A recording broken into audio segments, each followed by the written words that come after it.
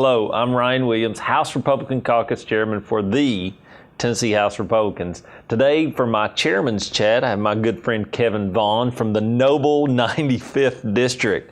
Kevin, welcome. Well, thank you, Ron. I appreciate it. Yeah, we're excited. A little tidbit about you that most people might know. You are now, I think, the tallest member of the Tennessee General Assembly. That's a title I wear proudly. Yes, I'm sure of it. I've worked hard for that. Yes, you have. So thankfully, I'm sure there's going to be some people to try to recruit you to play basketball in the interns versus the members this year. They'll learn quickly that my memories of how I used to could play far exceed my current abilities. Yeah, I guess so. But before we digress too far, I thought I'd ask you, one of the things I like to ask members for Chairman's Chat, because it's pretty obvious I'm a big fan of eating. If I was going to come through town with my family and I wanted to go through the noble 95th and really grab a bite to eat that's unique to your district, someplace that's, you know, not like a chain, what would be a place where you'd say, you got to go here and try this? Well, let's see. Golly, if your kids are with you and you want a great hamburger, Sear Shack is a locally owned hamburger joint that offers single and double patty cheeseburgers. Oh, wow. French fries, milkshakes, and drinks. And that's it. Really? If you want a chicken sandwich, it's not your place. Yeah, so the Sugar Shack. No, Sear Shack. Oh, okay. The Sear Shack. Yeah. And if you're looking for Mexican, we got tons of Mexican. La Perla Tapatía is where I eat almost every Sunday. Yeah. Shout out to La Perla. Yeah. And then I would say for a date night with my wife, I'd carry her probably to 148 North on the square, historic town square in Collierville. It's got fancy food, and it's real good, and it's got the ambiance to where she'll know she's special if you eat there. Oh, wow. I may have actually been to that restaurant when I came through there visiting a good friend of mine, Dan Peterson. College buddy of mine. But one of the things I also like to do is, you know, you're one of our newest members here. This is your first full year at it, just ended. So tell people why you decided to do this. Why does Kevin Vaughan want to run, be a member of the Tennessee General Assembly? Well, it's interesting. There's so many factors that have played into that decision, Ron. One is in my business, I'm a licensed real estate broker. I'm a licensed professional engineer, and I have a lot of interaction with state agencies as I go about practicing my profession.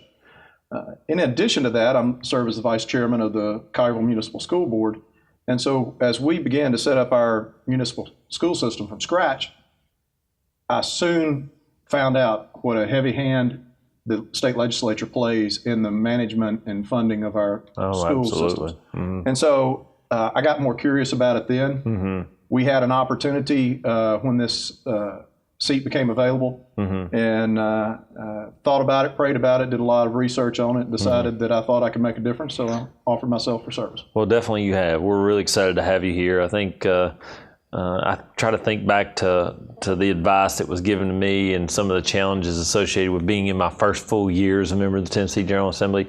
So what are one of the things that surprised you most, or what's one of the things that you think is maybe your biggest challenge since being up here?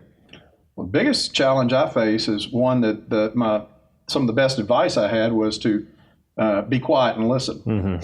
As you've been able to tell, being quiet's not one of my virtues. So being able to sit back and watch and learn and gain experience is something that was valuable advice, and it's a challenge for me because I like to be active right off the bat. As far as surprises go, I would have to say that the institution is full of caring people who really care about the state, the broad array of differences throughout the state, but people really care, and people want to do a good job throughout the state, and there are a lot of smart people here. Right. That's so true. And, you know, part of advancing principles are ideas about community and really doing what we think is in the best interest of the state. And this place definitely is not just of legislators, but bureaucrats too, and other people that are really interested in doing the great things for the state. But was really proud of you last week, or week before last. I think you passed your first bill on the House floor. Tell us a little bit about that, and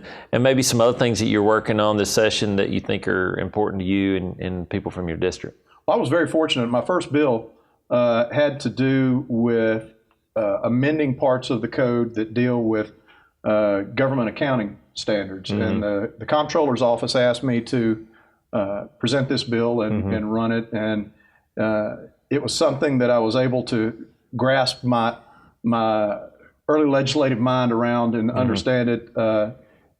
And having the confidence of the comptroller, who's a revered public servant, helps as well. And so it was able to move through the process pretty quickly, and I enjoyed the process. Right.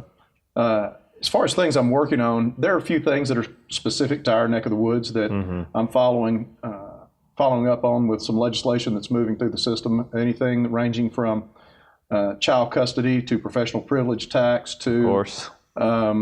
Let's see, I'm working with the city of Memphis and Shelby County on some economic development initiatives that they've asked me to bring forth for them. Wow. So those are some things that I've got in the pipeline right now. Yeah, well, it's really exciting. We're so happy to have you on board. It's been exciting to see you really stretch your legs and get out there and get actively involved. One of the things we do a lot of is relationship building when you first get here.